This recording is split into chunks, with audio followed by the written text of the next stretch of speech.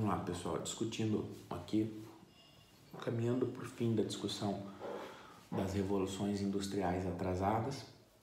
Agora a gente entra na discussão da segunda onda de revoluções industriais atrasadas. A primeira onda foi Estados Unidos, Alemanha e França. A segunda onda a gente está falando aqui de Japão e de Rússia, basicamente, né? Qual que foi a ideia? Na primeira onda eu tenho uma divisão internacional do trabalho comandada pela Inglaterra, que de alguma maneira espraiava seus dinamismos para algumas regiões, obviamente muito restritas do mundo, que é essa que a gente está tratando. Essa divisão internacional do trabalho viabilizava condições razoavelmente propícias para esses países, para países que tinham os pré-requisitos necessários para a industrialização, espraiava essas características, espraiava esse dinamismo para viabilizar esse processo de industrialização, desde que os pré-requisitos estavam lá. Ok, nesse cenário, isso depende muito das características geográficas da economia britânica, demanda por commodities, a integração e complementaridade. Também está associado ao espraiamento do seu capital, a externalização do capital industrial inglês, do capital financeiro, tem o financiamento parcial de alguns processos de industrialização, principalmente com respeito às ferrovias, ao D1, tem o financiamento de alguns estados nacionais, tem a disponibilidade de conhecimento, de máquinas, equipamentos, meios de capital. Isso por um lado. Os dois pontos fundamentais que viabilizaram a industrialização atrasada. Essa divisão internacional do trabalho. E segundo, as características do capitalismo então vigentes. Estamos olhando para a etapa concorrencial do capitalismo. Primeira onda das revoluções industriais atrasadas. Isso faz com que esse processo de industrialização não tenha, não vou dizer tantas dificuldades, mas tenha barreiras distintas daquelas que depois vão ser presentes na transição para a etapa oligopolista. Estou falando de capitalismo concorrencial em um momento em que não há associação entre progresso científico e tecnológico, não há dissociação entre gestão e propriedade, as formas de concorrência não são tão complexas, as escalas mínimas de eficiência não são tão gigantescas, dadas as características do padrão tecnoprodutivo. Os problemas de financiamento existem, mas são menores do que vão ser depois. Então a lógica, as barreiras à entrada são menores, a lógica da concorrência muda quando eu transito para o capitalismo oligopolista. As empresas são de portes menores, eu tenho dificuldade de viabilizar o financiamento a partir da associação com o sistema bancário, não tenho técnicas modernas superiores de gestão de concorrência, tudo isso no capitalismo, na fase concorrencial do capitalismo. O conhecimento é tácito, logo a imigração é fundamental para essa transição. Ele não é um conhecimento institucionalizado cientificamente, não há uma relação entre ciência e tecnologia de maneira institucionalizada. Tudo isso a gente já discutiu. Nós estamos retomando aqui o porquê, o cenário no qual a industrialização atrasada na sua primeira onda viabiliza a emergência dos Estados Unidos, Alemanha e França, né? Uma divisão internacional do trabalho comandada pela Inglaterra razoavelmente propícia e as características do capitalismo concorrencial. Já no caso aqui de Japão e de Rússia, o cenário vai mudar. Ainda são revoluções industriais atrasadas, ou seja, aquelas que ocorrem na etapa concorrencial do capitalismo, mas uma segunda onda de revoluções industriais atrasadas. Quais são os condicionantes, né? Os condicionantes mudam. Já há uma transição para a etapa oligopolista do capitalismo. Estamos falando lá na transição do século XIX para o século XX, basicamente. 1890, basicamente, para colocar uma data. Ou seja, eu tenho uma transição. As características do capitalismo concorrencial e oligopolista, eles coexistem ainda. O capitalismo oligopolista não está plenamente estabelecido, ok. Mas eu tenho uma transição que vai colocar dificuldades maiores a esses países. Eu também tenho uma desarticulação crescente da hegemonia britânica.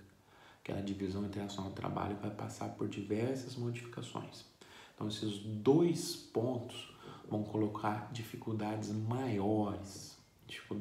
maiores aos países da segunda onda de revolução industrial atrasada.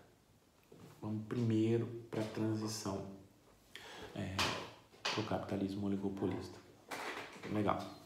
O que acontece? Tem um movimento de consolidação aí, de avanço da segunda revolução industrial. Tem um movimento aí nascente de transição do paradigma técnico-econômico. Estava falando antes ali na revolução industrial atrasada, na primeira onda, de tecidos, de têxtil, de máquina a vapor, depois de ferrovias. Agora aqui a gente já está falando na transição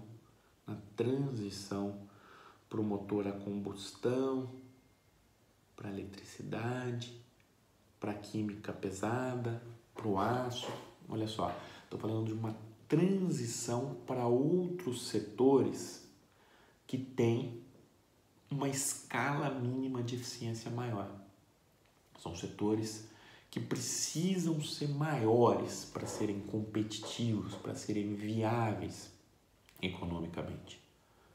Escala mínima de eficiência é cada vez mais gigantesca. Essa é uma tendência do capitalismo, pelo menos até o último quartel do século XX. Depois dá para a gente discutir transformações dessa tendência, né? Ela se recoloca de outras formas, não quer dizer que mude, né?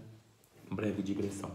Então, eu estou falando de setores com elevadas barreiras à entrada, com grande necessidade de volume de capital.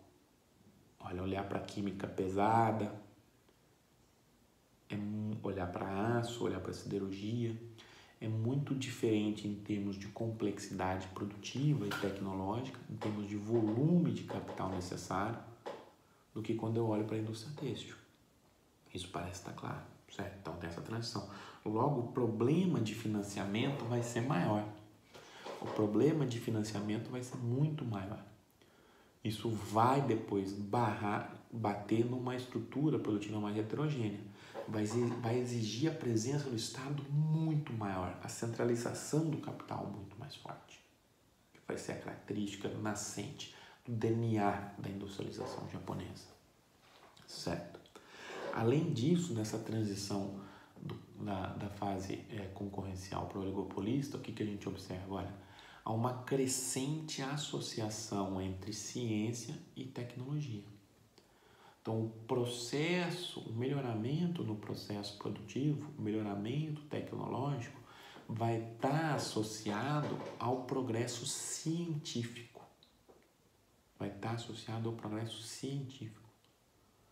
Então, eu vou ter avanços científicos condicionados, cada vez mais direcionados para a lógica da acumulação produtiva e a partir da transformação tecnológica.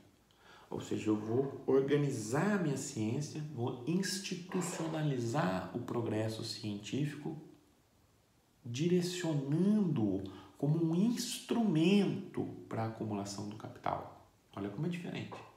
No capitalismo concorrencial, o conhecimento é muito tácito, não codificado, está embarcado nos trabalhadores imigrantes.